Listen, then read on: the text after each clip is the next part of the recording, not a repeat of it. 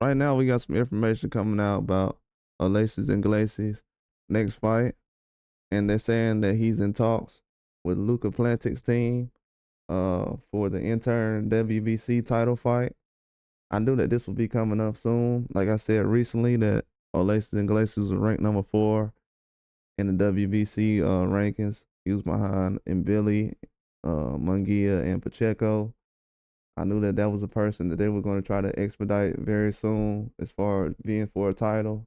Now that Morrell and Benavidez are not in the division, this is a high-profile amateur fighter who's now in the pros. He's been fighting professional for the past 5 to 6 years in Germany, and now he's starting to basically flourish in Canada and America.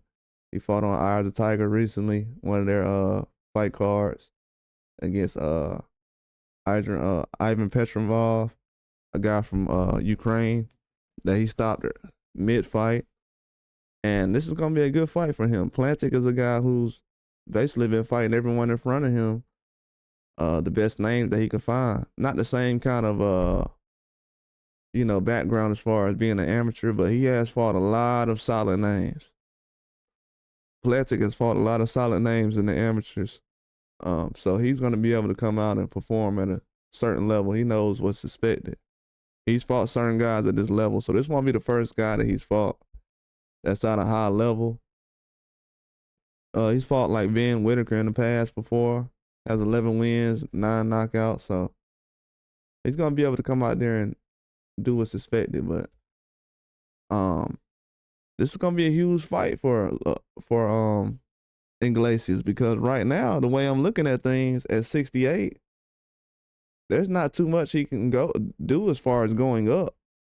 At this point right now, all he has to do is fight for this interim belt, and he's going to be the interim champion at 168. So anybody who's at 168 at WBC that's trying to basically sit there and perform at a high level, whether it's Pacheco or Canelo, I don't know if Munguia and Berlanga's trying to get back into that situation very fast, but those fights are there to make.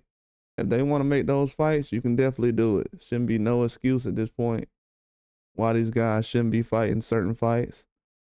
From what I see, the only reason they aren't doing it is because they're not in the position yet. Like in Iglesias, he's just now getting in position. And he's in the same position Morrell was in. That he has to basically go out here and find certain fights with certain promotional companies. And, they still doing that kind of stuff right now. So even though Turkey Al-Sheikh is involved, he can't do every single fight. So the commission still got to do their job, and hopefully they do with this Iglesias situation. But I'm glad he's getting the fight this early, this fast.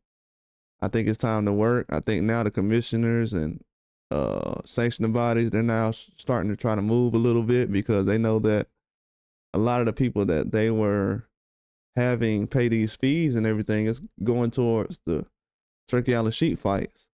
So it's not spread out as it was before. So now they're coming out with interim belts and this and that. Let's put this together.